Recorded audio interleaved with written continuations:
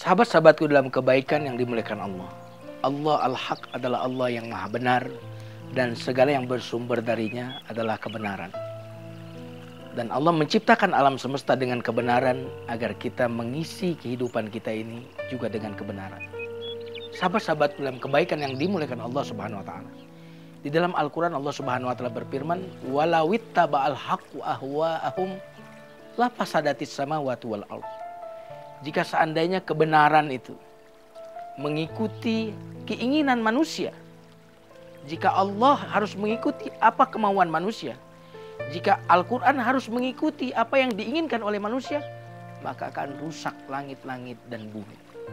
Karenanya tidak ada kerusakan yang terjadi di alam semesta ini kecuali itu pemberitahuan kepada kita bahwa kebenaran telah ditinggalkan.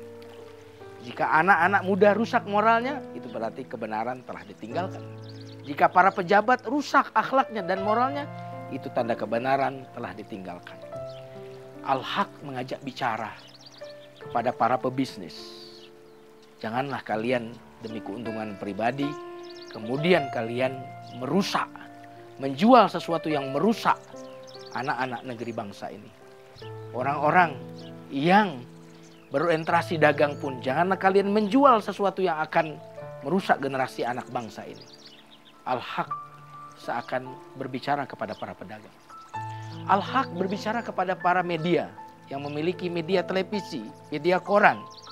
Janganlah kalian demi keuntungan tertentu, demi sebuah rating tertentu, membuat acara yang akan merusak anak-anak bangsa ini.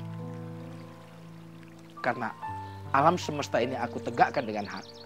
Tidak menggunakan hak berarti kehancuran yang akan terjadi. Sahabat-sahabatku dalam kebaikan yang dimuliakan Allah Subhanahu wa taala. Apa yang akan terjadi jika kebenaran ini kita abaikan? Apa yang akan terjadi? Saya akan memberikan sebuah contoh. Ada sebuah lokasi yang memang tidak diperuntukkan untuk dibangun bangunan di situ. Karena lokasi itu adalah resapan air. Maka jika itu dilanggar, berarti hak telah dilanggar.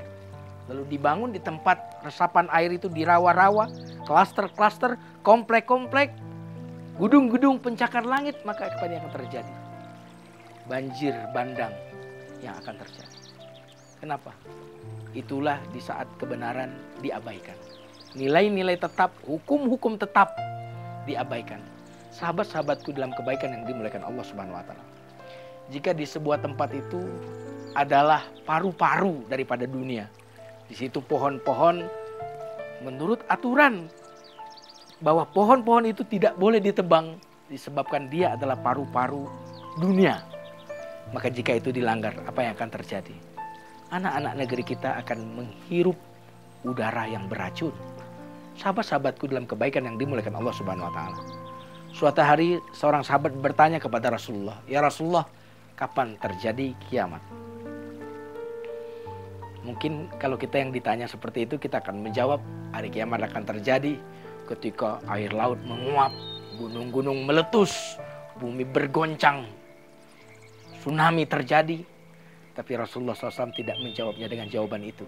Rasulullah SAW menjawab, apabila suatu perkara diserahkan kepada orang yang tidak amanah, maka tunggulah kiamat yang akan terjadi.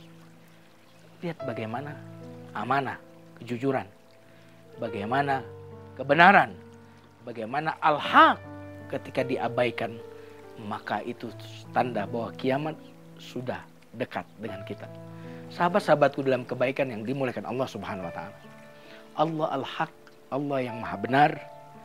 Karenanya Allah Subhanahu wa taala mengurus alam semesta ini dengan kebenaran dan juga memerintahkan kita untuk mengisi hidup ini dengan kebenaran. Dan sikap manusia berkaitan dengan kebenaran ini beraneka ragam. Sampai Rasul mengajarkan kita berdoa untuk kita tahu kebenaran dan melaksanakan kebenaran.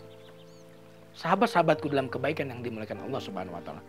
Karena ada orang yang tahu kebenaran tapi tidak melakukan kebenaran. Ada orang yang menutupi kebenaran. Ada orang yang tidak mau tahu dengan kebenaran. Ada orang yang mencampur kebenaran dengan kebatilan. Sahabat-sahabatku dalam kebaikan yang dimuliakan Allah Subhanahu wa taala. Mari kita hidup dengan contoh yang luar biasa dari orang yang mengisi kehidupan kita ini dengan kebenaran. Sahabat-sahabatku dalam kebaikan yang dimuliakan Allah Subhanahu wa taala. Dalam perang Khandaq disebutkan bahwa Abi Qatadah, seorang sahabat Nabi, kehilangan baju besi. Kemudian terdengar bahwa ada seorang sahabat Ansar yang mencuri baju besi Abu Qatadah tadi. Ketika berita itu menyebar, dia merasa malu, akhirnya dia berusaha bagaimana membebaskan dirinya. Secara diam-diam Abu Qatadah ini membuang baju besi itu ke rumah seorang Yahudi. Akhirnya suatu waktu sahabat menemukan baju besi itu ada di rumah Yahudi tadi. Sehingga akhirnya Rasulullah SAW membebaskan sahabat Ansor tadi, kemudian menghukum Yahudi tadi.